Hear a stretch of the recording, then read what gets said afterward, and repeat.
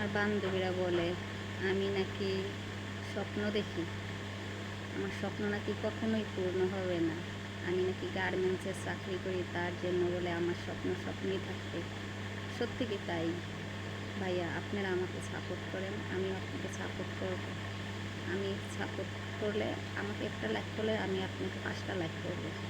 ভাইয়া, আমার স্বপ্নটা যেন পূর্ণ হয়। আপনারা আমাকে সাপোর্ট করেন, আমার মনের আশাটা পূর্ণ করে দেন।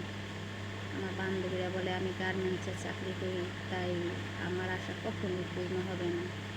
তাই কি মনের কষ্ট কি মনেই থাকবে? কখনো কি পূর্ণ হবে না?